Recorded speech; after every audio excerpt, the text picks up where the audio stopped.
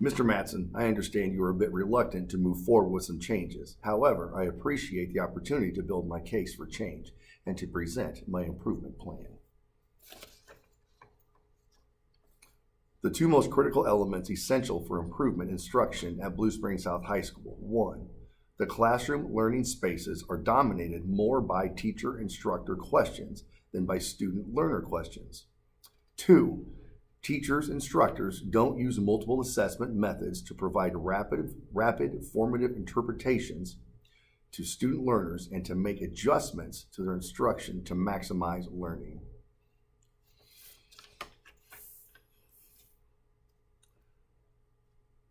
Successful learning organizations realize there is always need for improvement in instruction. All too often, schools become stagnant in the way things are done, which can lead to poor performance in the classroom. According to John Hattie, author of Visible Learning for Teachers, teachers need to develop a flow to each lesson. By implementing the following steps into their lesson planning, teachers can begin to turn the traditional role of teacher, doing the most talking, to students asking the most questions and doing the most talking during a lesson. 1. Know the climate of the class. What knowledge do we want our students to gain? 2. Review the current state of the class. Know what prior knowledge the students bring to the class with them. 3. Is the classroom dominated more by student questions than teacher questions? Are the students leading the learning process? Is there a balance between teachers, students talking, listening, and doing? And last one, are teachers and students using the power of peers positively to progress learning? Do teachers evaluate lessons from the point of view of the students? Traditionally, classrooms are dominated by the teacher leading the discussion and asking all the questions. This dynamic needs to change.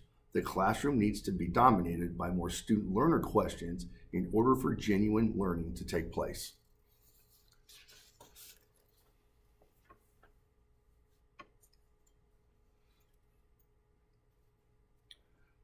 According to Hale and Fisher in Upgrade Your Curriculum, teachers need to evaluate at the end of their lesson from the point of view of the learner. There are various ways to assess our students other than the traditional pen and paper version. Something as simple as a self-assessment reflection after a lesson can give a teacher meaningful insight in regards to whether or not attainment of knowledge has occurred. Using informal observations through a lesson can provide the teacher with informed information about learning that is or isn't taking place. Further, student-led assessment is also an effective way to evaluate student success and attainment of curriculum. If summative assessment can be described as a digital snapshot, formative assessment is like streaming video.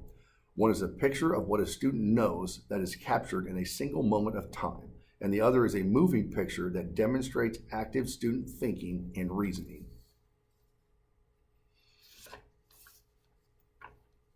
All right, the overview plan. I am suggesting the following steps to move toward instructional improvement. 1. The allocation of time during the day for teachers to collaborate and reassess our lesson plans so the focus becomes more student-centered. There needs to be time allotted for teachers who have traditionally lectured and posed questions to the students. If there are teachers who don't know where to begin on this new adaptation, then the administration needs to provide training. 2, as a school, we need to collaborate our ideas on how to assess our students apart from paper and pencil tests. Just as there are many different types of learners, there are also a variety of ways to assess if students are learning the curriculum. The more diverse we make our assessments, the more varied the classroom setting is. When it isn't the same old, students are more engaged and eager to learn.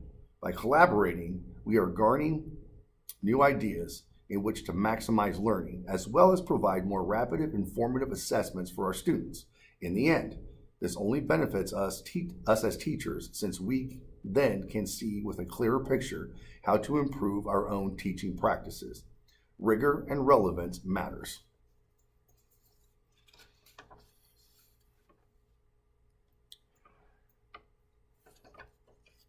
This is a call to action to the administrators of my building to make these changes to our school so ultimately our students are more successful academically.